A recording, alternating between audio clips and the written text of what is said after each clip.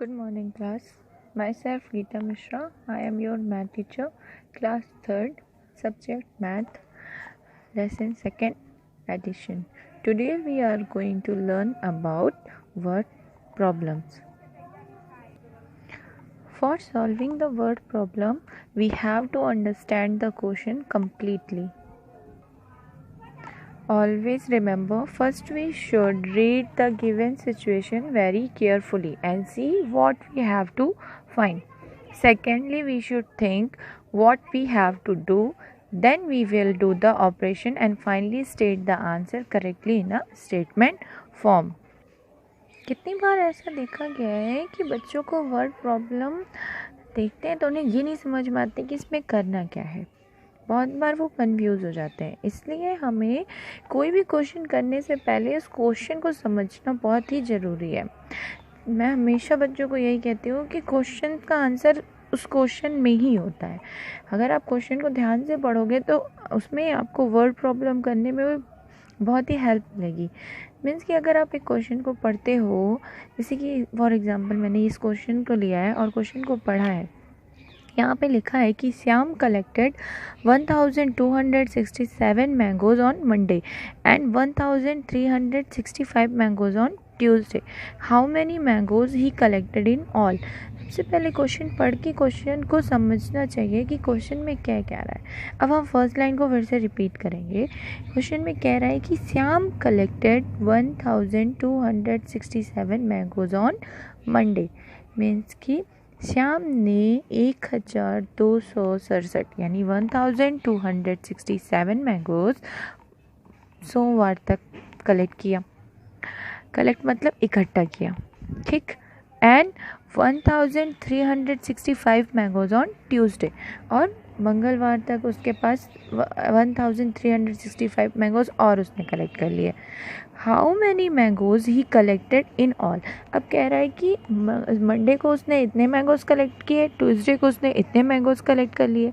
तो अब उसके पास टोटल कितने मैंगोज हो गए हैं इसको हमें बताना है। ये हमारा स्टोरी सम है। तो अब इसको हम करने से पहले कुछ स्टेटमेंट्स हमें लिखनी भी पड़ेगी। जैसे पहले हमको ऐड करना होता था तो हमने टेबल रख दी 1, 10, 100, 1000 एंड देन उसको हम ऐड कर लेते थे।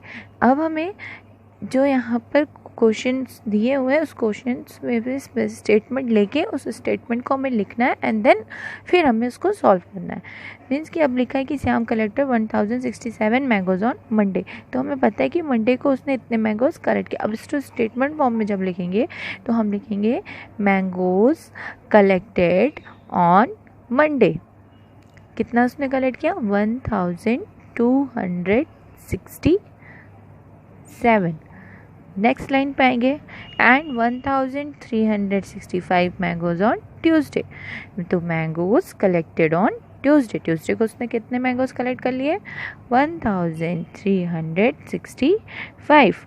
अब यहाँ पे लिखा है कि how many mangoes collected in all. Collected in all, all मतलब कि पूरे मैंगोज के बारे में पूछ रहे हैं कि अब उसने कितने मैंगोज कलेक्ट कर लिए इन 2 दिनों में। तो हम यहाँ पे ऐड का साइन लगाएंगे और फिर इन दोनों नंबर्स को ऐड करेंगे। ऐड करना मैंने आपको सिखाया है कि हमेशा वंस की साइड से स्टार्ट करेंगे, फिर टेंस, फिर 100 एंड 1000। इसी तरह कोई भी अगर कैरी आती है तो जैसे यहाँ पे ही कैरी आ रही है 7 + 5 = 12। अब यहाँ जो हम कैरी आएगी उसको ऊपर टेंस के प्लेस पे लिखेंगे। इसी तरह 6 + 6 12, 12 + 1 13, 13 का 3 और कैरी चली जाएगी 100 की प्लेस पे। 3 + 2 5 एंड 5 + 1 3 + 2 5, 5 + 1 6 एंड 1 + 1 2। तो हमें पता चल गया कि श्याम के पास अब कितने मैंगोज हो गए 2 दिन में? 2632। ये आपका क्या हो गया? आंसर। टोटल मैंगोज कलेक्टेड पता चल गया। एंड नेक्स्ट एग्जाम्पल लेते हैं हम। नेक्स्ट क्वेश्चन हम पढ़ेंगे। Raju has ₹1375 and his mother give him ₹1185। How much money he has in all. Question में कह रहा है कि राजू के पास 1375 रुपीज़ थे, ठीक, और उसकी मम्मी ने उसे 1185 रुपीज़ और दे दिए, तो how much money he has in all, अब उसके पास टोटल कितनी मनी हो गई है। ठीक, तो अब क्वेश्चन में ही लिखा है राजू हैज़, तो हमने भी लिख दिया राजू हैज़ रुपीज़। राजू के पास कितने रुपीज़ थे, 1375, ठीक है। And his mother give him rupees 1185, तो लिख दिया his mother give him rupees 1185। अब इसमें पूछ रहा है कि how much money he has in all, अब उसके पास टोटल कितनी हो गई, तो he has a total of rupees, दोनों नंबर्स को हम क्या कर देंगे, प्लस कर देंगे। 5 + 5 10, कैरी 1, 7 + 1 8, 8 + 8 16, कैरी 1, 3 + 1 4, 4 + 1 5 एंड 1 + 1 2।